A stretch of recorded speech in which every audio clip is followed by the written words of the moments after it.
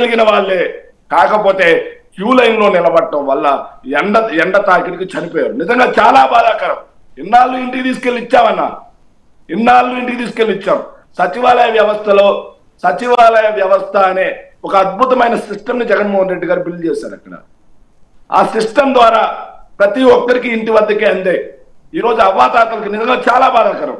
నేను ఎలా అంటే రాయలసీమలో నేను ఎలక్షన్ కోసం మార్నింగ్ నుంచి తిరుగుతూనే ఉన్నాను. నేను ఒక 5 days నుంచి ఇక్కడే ఉంటున్నాను. సో చూస్తూ ఉన్నాను కదా ఎండ ఎలా ఉంది.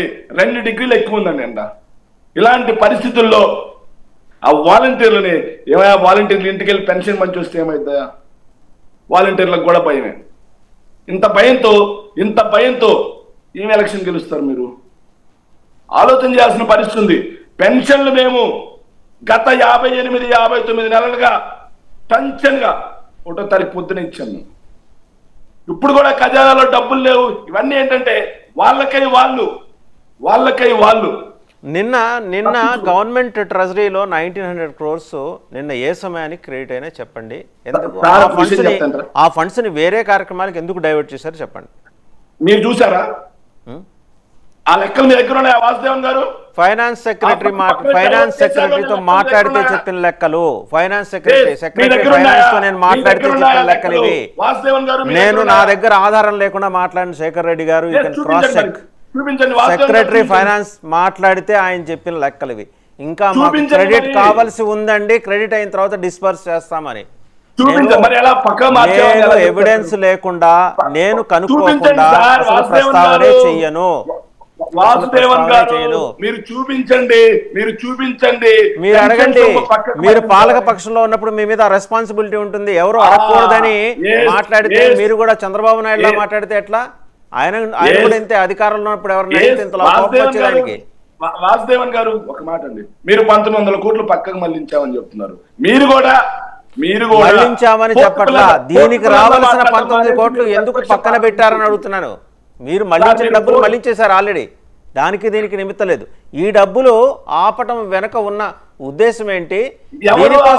దీనికోసం కేటాయించిన సొమ్ముని పక్కకి పెట్టడంలో వెనక ఉద్దేశం ఏంటి? ఇది చెప్పండి. వాసుదేవన్ గారు ఒకసారి ఆలోచన చేయండి. మీరు నిన్నటి వరకు financial year ending bank holidays అండి. ఎవరు కూడా ట్రాన్స్ఫర్ చేసే పరిస్థితి ఉండదు. అది ఒకసారి ఆలోచన చేసుకోండి అని చెప్తున్నా. మీరు ట్రాన్స్పరెంట్ గా ఈ విషయం చెప్పారు కదా. ఏది 3వ తారీఖు వరకు పెన్షన్లు ఇవ్వడం సాధ్యం కాదని ఆ రోజు చెప్పి మళ్ళీ ఇవాళ ఎందుకని ట్విస్ట్ చేస్తున్నారు? ట్విస్ట్ 26వ తారీఖే చెప్పామండి. 26వ తారీఖే 3వ తారీఖు నుంచి అని చెప్పాం కదా. మా వాలంటీర్లు అలాంటప్పుడు ఇవాళ వీళ్ళు అడ్డుపడుతున్నారని వీళ్ళ మీద అనాల్సిన అవసరం ఉంది మీకు. నిజాయితీగా ఉండండి. కనీసం 40 రోజులైనా, ఈ 40 రోజులైనా నిజాయితీగా ఉండండి. అది కోరుకుంటున్న జనం. సార్ ఒక విషయం అంటారా? వైఎస్ఆర్ కాంగ్రెస్ పార్టీ నిజాయితీగా లేదు, ప్రతిపక్షాలు నిజాయితీగా ఉన్నాయని మీరే వాళ్ళ నిజాయితీకి నేనేమి అంబాసిడర్ కాదు. నేను మళ్ళీ చెప్తున్నాను, వాళ్ళ నిజాయితీకి వాళ్ళ వ్యవహారానికి నాకు సంబంధం లేదు. నేను అడుగుతున్నది, మీరు పాలక పక్షంగా ఉన్నప్పుడు వాళ్ళ మీద కన్నా మీ మీద ఎక్కువ బాధ్యత ఉంటుంది. అది నేను చెప్పేది.